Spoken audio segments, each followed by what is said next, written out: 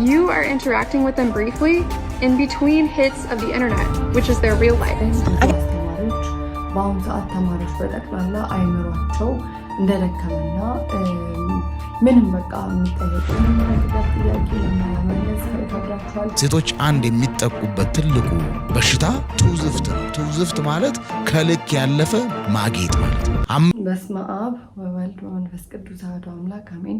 ሰላም እግዚአብሔር ከሁላችሁ ጋር ይሁን። ውድ ሀና ዘኢትዮጵያ ገጽ ተከታታዮች ወንድሞች እንደምን አላችሁ? እኔ እግዚአብሔር ይመስገን አለሁኝ በቸርነቱ እግዚአብሔር ይመስገን። ለምትሰጡኝ ኮሜንቶች ሁሉ በጣም አመሰግናለሁ። ቪዲዮዎቼ በጣም እየጠቀማችሁ እያነቋችሁ እንደሆነ ስለነገራችሁኝ በጣም አመሰግናለሁ። እውነት ደስ ብሎኛል። እግዚአብሔር ይመስገን። አንዱ አላማዬ ነቅተን ከተያዝንበት እነዚህ እርኩሳን መናፍስ ከዛም በተጨማሪ ዓለምን የሚመሯት ሰዎች ከሰይጣን ጋር እንዴት አድርገው በተለያዩ መንገድ ህይወታችንን፣ ኑሯችንን፣ አካሄዳችንን፣ መንፈሳዊ ህይወታችንን እንደያዙት ለመግለጽና ለእናንተንም ለማንቃት ነውና በጣም ደስ ብሎኛል። ስለምትሰጡኝ ኮሜንቶች በጠቅላላ እግዚአብሔር ይስጥልኝ። በጣም አመሰግናለሁ። እኔ ደካማታችሁን በጸሎታችሁ አስቡኝ። ዛሬም እንግዲህ እንደተለመደው ይጠቅማሉ፣ ያግዙናል ብዬ ያሰብኳችሁን የተለያዩ ቪዲዮዎችን ይዤላችሁ መጥቻለሁ። እስከ ቪዲዮ ፍጻሜ ድረስ አብራችሁን ቆዩ። Volleyball, women's volleyball, men's track and field, women's track and field, men's gymnastics, women's gymnastics. Are you picking up on a pattern here? Men's pole vaulting, women's pole vaulting. Yeah, why are they always naked? Huh? What's the reason for that? Well, the clothes are limiting the women's range of motion. Therefore, they need to wear a G-string. Men are performing at a higher level with clothes on. So then what's the excuse for why these women are naked in these sports? I think they realize the only way to get people to watch is to be practically naked so a bunch of guys will tune in, because otherwise no one wants to watch women's sports. Men's volleyball. ይህንን ቪዲዮ ሼር ማድረግ የፈለኩበት አንደኛ ምክንያት ብዙ ጊዜ ሞደስት ድሬሲንግ ሲባል የሆነ ዲስከሬጅ የምንሆነው ወይ ኮንፈርት ይነሳናል ምናምን የሚባል ነገር አለ፣ ወይ ሴት ልጅ ቀሚስ ታድርግ ሲባል ማለት ነው። እና ነገር ግን እንደምታዩት በስፖርቱም ዓለም ሞር ስፖርቱ እንዲታይላቸው ሴቶችን የበለጠ ራቁት እርቃናቸውን በማድረግ የሰዎችን አቴንሽን ይስባሉ ማለት ነው። እና ሴንስም አይሰጥም። ምክንያቱም ወንዶቹ በስርዓት ለብሰው እየተጫወቱ ከእንደውም ከሴቶች በላይ ስኮር ያደርጋሉ እና ምንም ልብሳቸውም አይገታቸውም ማለት ነው ከስፖርታቸው። እና ያ እንግዲህ ኦብቪየስሊ የሴትን ልጅ ክቡር ሰውነቷን ሞር አቴንሽን የሰውን አቴንሽን ለመያዝ የሚያደርጉት ጥረት እንዳለ ይናገራል ማለት ነው። ከዛም በተጨማሪ ከዚህም በፊት እኔ እህቶቼን ለምንድነው ቀሚስ የማታደርጉት ብዬ ስጠይቃቸው አንዳንድ እህቶች አይመችም። ከዛም በተጨማሪ በተለይ በጣም ብርድ ቦታ የሚኖሩ እህቶቻችን ብርድ ስለሆነ ቀሚስ አይመቸኝም የሚል ምክንያት ያቀርቡልኛል።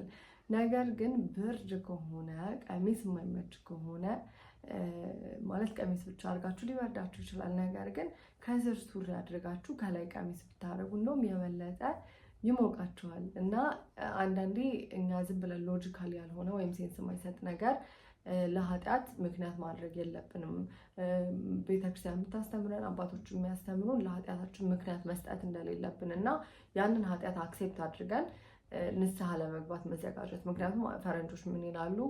an identified problem is a half solved problem ይላሉ። እና የታወቀ ችግር በግማሽ የተቀረፈ ችግር ነው ይባላል። እና ይህ ችግር እንደሆነ ኃጢአት እንደሆነ አክሴፕት ማድረግ ማወቅ እና የእግዚአብሔር ይርዳኝ ከዚህ ኃጢአት እንደወጣል ማለት ራሱ ግማሽ መንገድ ያንን ኃጢአት መተው ነው። እና በአጠቃላይ ይሄ ነገር ፑሽ እየሆነብን እንዳለና እኛ ይሄ የሚገፋብንን ወይም እንድናረግ እርቃናችንን እንድንወጣ ፑሽ የሚያደርጉብንን ነገር ማቆምና መንቃት አለብን ብዬ አስባለሁኝ።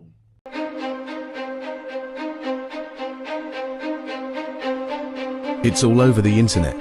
Teachers saying things have never been this bad. If I tell them, go over there, get me that book, and then when you're done, wipe that desk off, they go, oh, okay. They go to the book, and then they be like, what did you say to do again? I have 110-ish students 2 of them are reading on grade level. 18 of them are at a kindergarten level. 20 years into teaching, and honestly, the students' abilities get lower every single year. I want to be a nurse.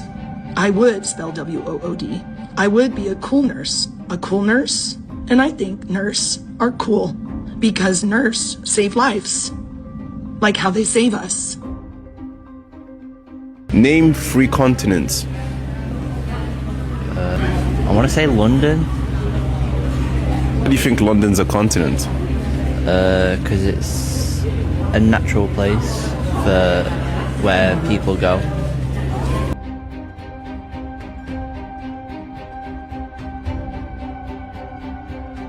You are interacting with them briefly in between hits of the internet, which is their real life. I gotta keep the kids constantly engaged. Not even just engaged, but almost overstimulated. The candy isn't even working anymore.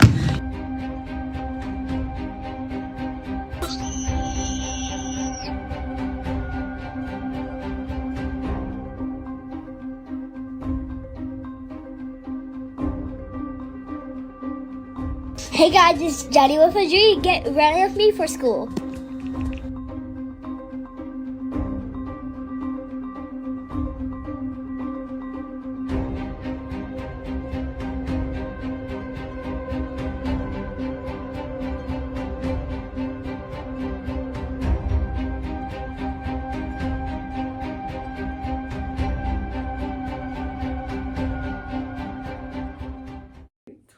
በአሁኑ ሰዓት በጣም ኮንሰርኒንግ የሆነ ነገር ነው ብዬ አስባለሁ። ላልተረዳችሁት እንግዲህ በአጠቃላይ ብዙ አስተማሪዎች በአሁኑ ሰዓት ተማሪዎች በጠቅላላ አይምሯቸው እንደደከመና ምንም በቃ የሚጠየቁትንም ነገር ጥያቄ ለመመለስ ይከብዳቸዋል።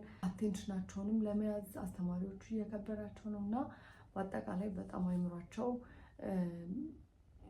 ምን ልበላችሁ አቴንሽናቸው በየቦታው እየሆነ ሪል ላይፍ ለነሱ ወይም ትክክለኛ ህይወት የሚሉት ኢንተርኔት እየሆነ ነው እና በዚህ ረገድ ቱ ቢ ኦነስት ከኢትዮጵያ ውጭ ያላችሁ ተመልካቾችን የምመክራችሁ ወይም እኔ ብዬ ጥሩ ነው ብዬ የማስበው ልጆችን ሆምስኩል ማድረግ ከቻላችሁ፣ ካልቻላችሁ ደግሞ ወይም ትምህርት ቤቶች ክሬኤት ማድረግ ተነጋግራችሁ እንደዚህ ተሰብስባችሁ፣ ምክንያቱም ልጆች እየጠፉ ነው፣ በጣም እየጠፉ ነው። አስተማሪዎች ራሱ በጣም ግብረ ሰዶም የሆኑ የፈለጋችሁትን ነገር አድርጉ፣ ምክንያቱም ቀኑ ሙሉ ልጆቹ ከነሱ ጋር ስለሚውሉ እነሱም ነው የሚያሳድጓቸው፣ እኛ ብቻ አይደለንም ወላጆች ማለት ነው እና ወይም ደግሞ ወደ ኢትዮጵያ መምጣት ደግሞ ካልተመቸ እዛ ሆናችሁ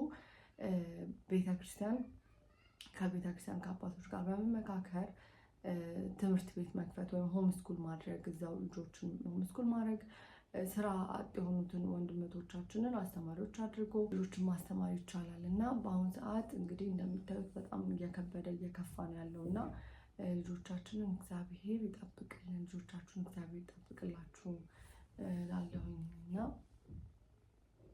እግዚአብሔር ይጠብቀን።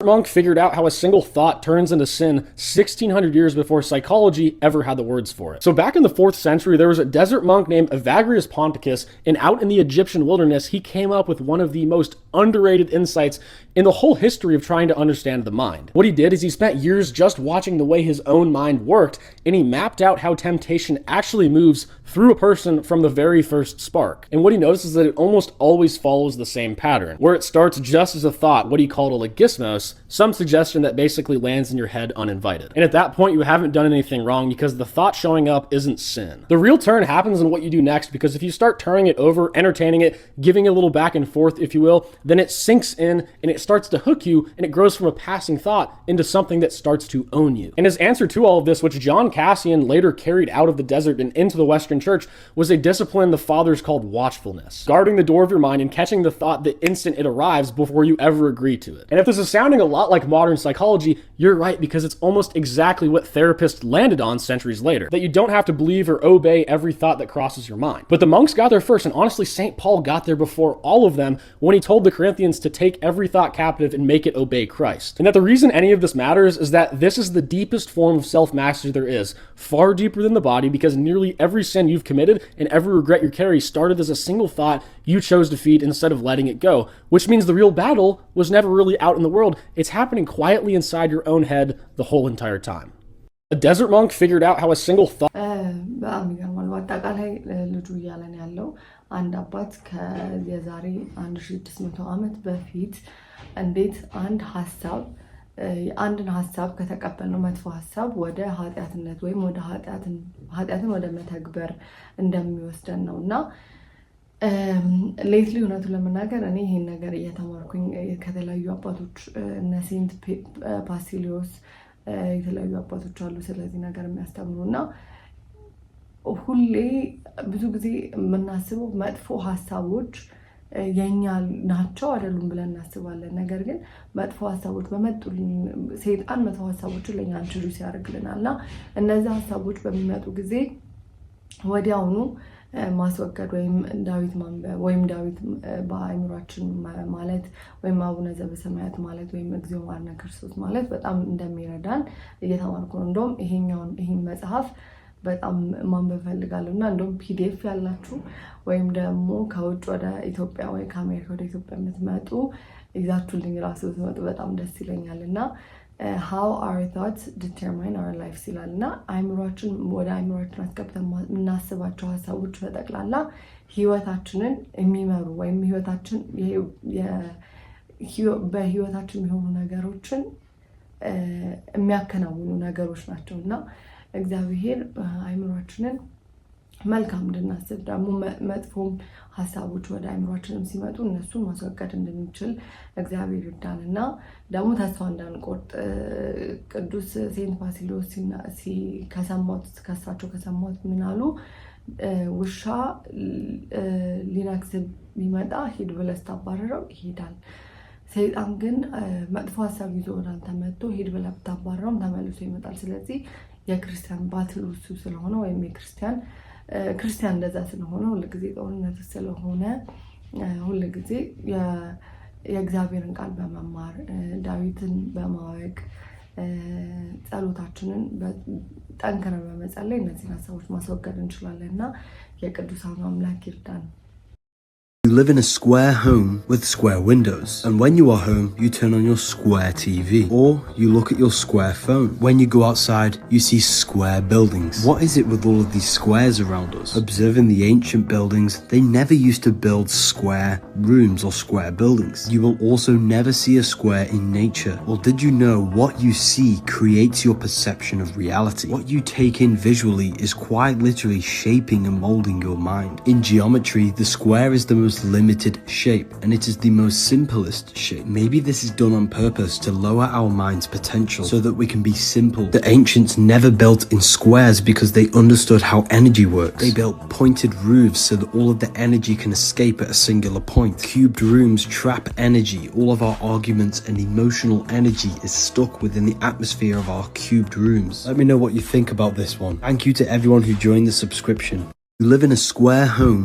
በጣም ስለገረመኝ ነው ማለት አሁን እንግዲህ በህይወታችን የምናያቸው ነገሮች በጠቅላላ በተለይ ይሄ ጀነሬሽን ሁሉም ነገር ስኩዌር ሆኗል። ቤት አሰራሩም ስኩዌር ነው፣ የምንኖረውም በስኩዌር ውስጥ ነው እና ኢቨን ኤነርጂ ፍሎ አያደርግም እያየሁ ነበር እና ድሮ ወይም ደግሞ ወደ ክፍለ ሀገር ወደ ገጠር ስትሄዱ ግን አንደኛ ጎጆ ነው፣ ክብ ነው፣ ኤነርጂን ፍሎ ያደርጋል። ብቻ የሆነ ሞር ሪሊሲንግ ነው፣ ከተፈጥሮም ጋር ግንኙነት አለው ያ ክብ መሆኑ ማለት ነው እና ምን ያህል ከተፈጥሮ እንድንርቅ እንደተሰራብን ያሳየናል ይሄ ነገር እና ለዚህ ነው አንዳንዴ ከከተማ ወይም ከስኩዌሮች ነገሮች ወጣ ብሎ ወደ ቤተክርስቲያን ወደ ተፈጥሮ ወደ ገዳማት መሄድ ያለብን እና አእምሯችንን ሞር ፈንክሽን እንዲያደርግ ማለት ነው እና እስኪ ወደሚቀጥለው ቪዲዮ እንሂድ ከዚህ ጋር ተያያዥነት ስላለው I'm going to tell you the craziest thing a doctor told me about humans that makes a lot of sense. He said humans lived longer, 300 to 1,000 years when there were no beds and no shoes. He said, as a matter of fact, everyone in his family lives to be over 100 years old. And he said, if this information got out, the medical industry would probably collapse. So he said, think about this. Grounding.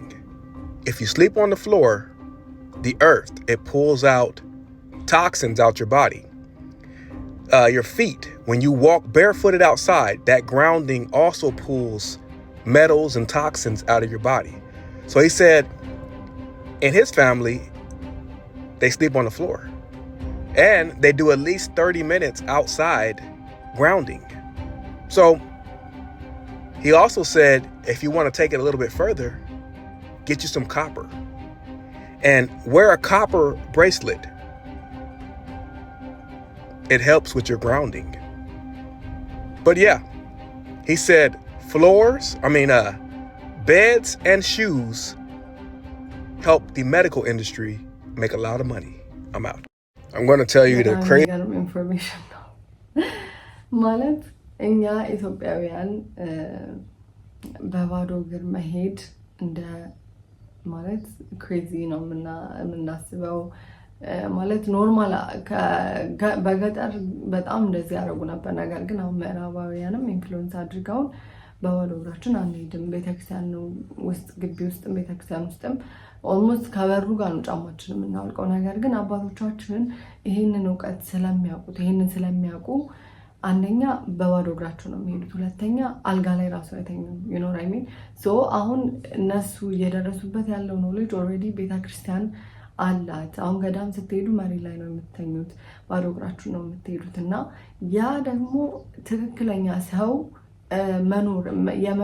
መኖር ያለበትን መንገድ ሪኢንትሮዲዩስ ያደርጋልና እንደውም አንድ ልጅ ከዚህ በፊት ጫማ ማድረግ ሰይጣን የሆነ አቅልጦ ጎማ የሰው ልጅን አስደረገው or something እንደዛ እያለ እየተናገረ ነበርና በጣም ገርሞኝ ነበርና እንደተናገሩት ከዚህም ውጪ ደግሞ ሌላ ግራውንዲንግ የሚል መጽሐፍ አለና የሆነ ዶክመንታሪ እየሰሩ ስለሱ እንዴት በባዶ እግር መሄድ ከተለያዩ በሽታዎችን ኪውር እንደሚያደርግ በባዶ እግር መሄድ ብቻ ማለት ነውና ቤተክርስቲያናችን ይሄንን እንግዲህ በደንብ እንድናረግ ታበረታታናለችና ነገር ግን እኛ ያንን ያረጋግን አይደለምና ሞር ወደ ድሮ አኗኗራችን መመለስ ለጤናችንም ለሁሉም ነገር ጠቀሜታ አለውና ኢቭን ኮሜንት ላይ ምን ያዩ ነበር that's why homeless live longer እና ብዙ ጊዜ ሆምለስ ቤት የሌላቸው ሰዎች ህይወታቸው የረዘመ ነው ምክንያቱም ውጭ ነው የሚኖሩት በባዶ እግራቸው ነው የሚሄዱት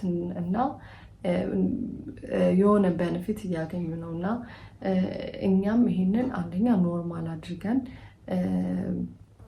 እነዚህ ነገሮች መቀበል አለብን ወደ መድኃኒት ወደ ሆስፒታል ከመሄድ እነዚህ ነገሮች ተፈጥሯዊ የሆኑ ነገሮች ማድረግ ይጠቅመናል ብዬ አስባለሁኝና እግዚአብሔር ማስተዋሉን ያድለን የእውነት የበለጠ ወደ ቤተክርስቲያናችን የምንጠቀበትን ቤተክርስቲያናችን ያስቀመጠችልን ዕውቀትን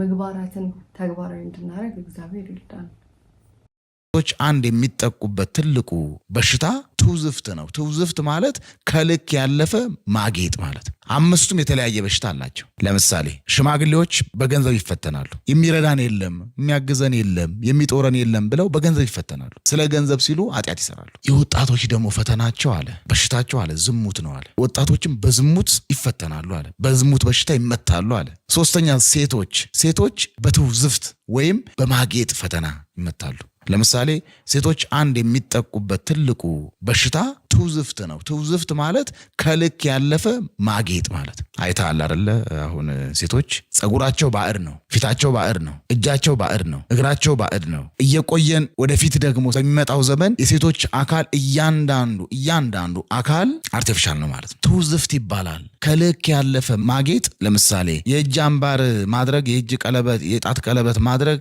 የጆሮ ጌጥና የአንገት ሐብል ማድረግ ኃጢአት አይደለም ቅባት መቀባት ጸጉራቸውን መሰራት እያልኩ አይደለም ከልክ ያለፈ ለዝሙት ለኃጢአት ለአይነሰብ ተብሎ የሚደረገው ማጌጥ ሰይጣናዊ ነው የካህናት ፈተናቸው የካህናት በሽታቸው ደግሞ አለ ትዕቢት ነው ይላል ካህናት ዕውቀታችን ምጡቅ ነው ስልጣናችን ረቂቅ ነው እያሉ አለ ሰውን ሁሉ እንደትንኛ ያዩታል ይላል የካህናት በሽታቸው ትዕቢት ነው አምስተኛው የመነኮሳት ደግሞ በሽታቸው ስስት ነው መሰሰት ለምን ብቸኛ ስለሆኑ ብቻ ነዋሪ ስለሆኑ ያገኙትን ሁሉ ያስቀምጣሉ ጧሪ ቀባሪ የለንም በሚል ይሰስታሉ አለ እነዚህ 5 ምእመናን በ5 አይነት በሽታ ቢመቱ የሚድኑት በምንድን ነው አለ?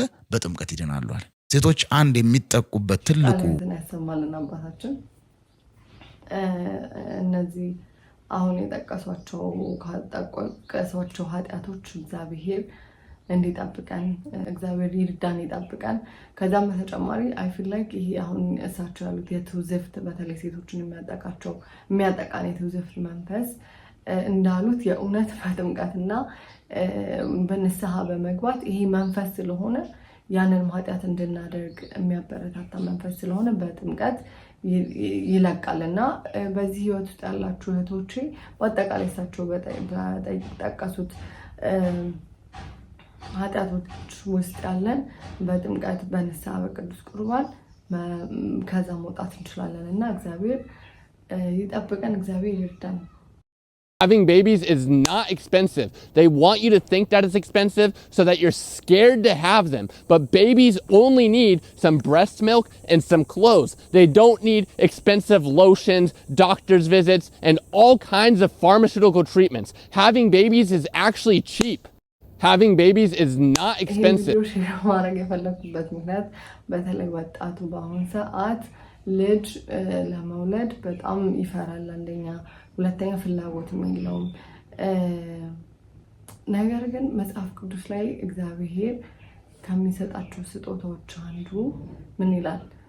ልጆች እግዚአብሔር ስጦታዎች ናቸው፣ የሆድን ፍሬ የእርሱ ዋጋ ነው እና እግዚአብሔር ሁሉን ነገር ሰጥቶናል። ደግሞ ልጅ ሲሰጠን ደግሞ ስጦታዎች ናቸው እና እግዚአብሔር ደግሞ ከስጦታው ጋር አብሮ ለስጦታ የሚያስፈልገው ሙሉ ነገር ይሰጠናል። እኛ ግን አንደኛ ማመን፣ ሁለተኛ ደግሞ ብዙ ተባዙ የሚለውን ህግጋቶች ማክበር አለብን ብዬ አስባለሁኝ እና ከዛም በተጨማሪ ደግሞ ልጆቻችን የምናሳድግበት ልጆች ኤክስፐንሲቭ ወይም ልጆች ማሳደግ ተወዶ ሳይሆን እኛ ልጆቻችን የምናሳድግበት መንገድ አሁን ለምሳሌ ልጅ ከመወለዱ በፊት የሚወሰዱ መድኃኒቶች፣ የሐኪም ቤት ክትትሎች፣ ከዛም ከተወለዱ በኋላ የታሸገ ወተቶች ምናምን ይሄን ነገር ስናደርግ ሜክስ ኢት ኤክስፐንሲቭ ወይም ሞር እንዲወደዱ ያደርጋቸዋል።